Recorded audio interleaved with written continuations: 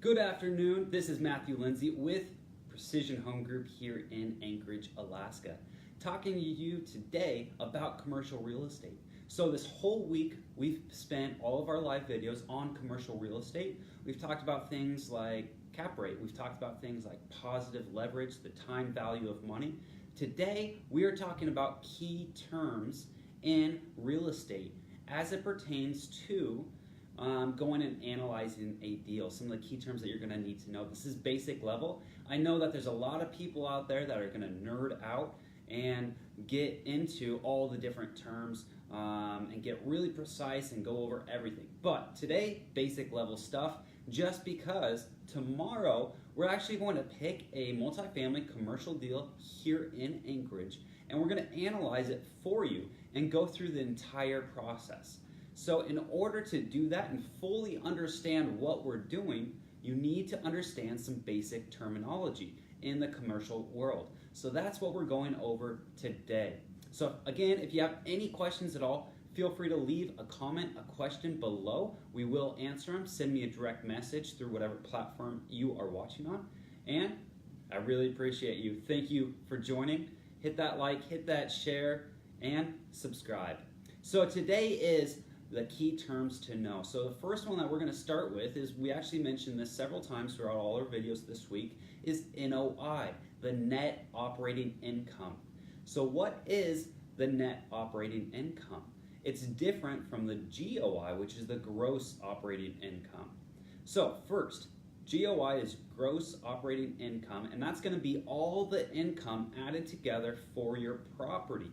And what that's going to be is before expenses. Now, so that's gross. Gross is before expenses. Net is after expenses. Now, there is a little bit of a nuance here, and that is debt service. That is your mortgage payment. That's the money that you pay the bank if you financed your deal. So you have gross operating income before. Net operating is after expenses, but not including the mortgage payment, okay? So those are the two, GOI and NOI. I mentioned debt service there, and that's going to be the money that you pay towards the mortgage, the money you give the bank for letting them finance that deal for you. It's the debt on the property, and that's annual. All the numbers we're gonna do is annual numbers. We're not doing monthly, we're doing annual, so also keep that in mind. We talked the other day about cap rate. We had a whole video on this. And we talked about how that was actually more of a multiplier, how that was actually more of a ratio, how that's a way to find the valuation of a property, and you use the cap rate and the NOI to find what the value of a property could be. So that is what cap rate is. Cash flow. Okay, so this is a big thing, cash flow. That's what you want to invest for. There's two ways to invest. You could have cash flow, you could have appreciation, right? You could have both, which is what you're looking for. But the cash flow is going to be the periodic positive money that is paid to you during the hold of that investment. Now, that could be monthly, that could be annually, whatever those periods are, however long you hold it.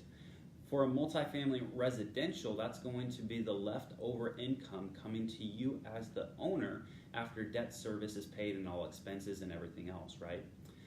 So appreciation is the next one.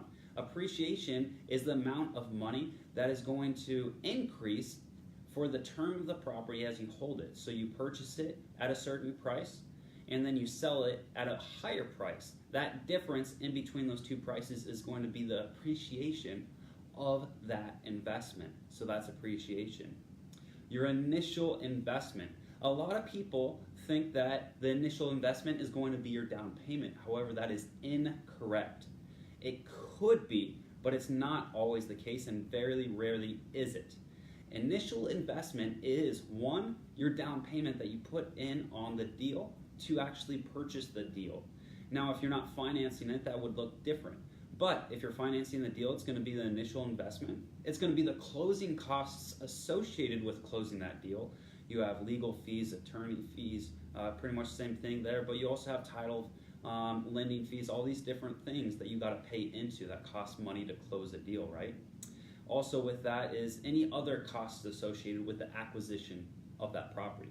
So all of those combined form the initial investment in that property. You have ADN, which is annual debt service. We talked about that before, being the mortgage payment on the property.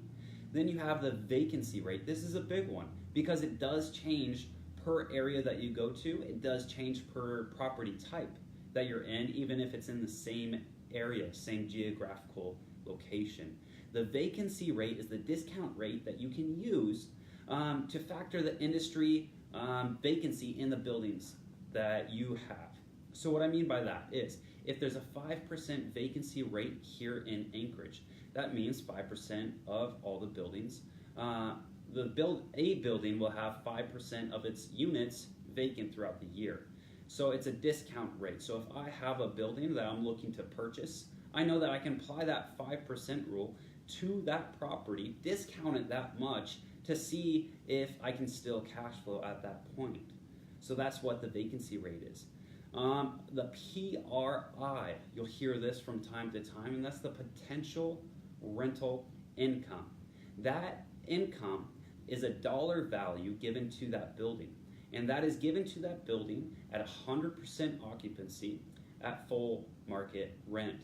So that's going to be the max amount of money that that property can bring in. It's the potential rental income, not the actual. There is a difference. The IRR is the internal rate of return. It's an interest rate. It's the return rate on every dollar you put in that property for the life of that investment. And then last big one that we have today is depreciation. And what that is going to be is the tax benefit that you can take annually for the improved portion of the property that you own. Not on the real asset, but actually on the improvement, on the building, on the things that you can depreciate.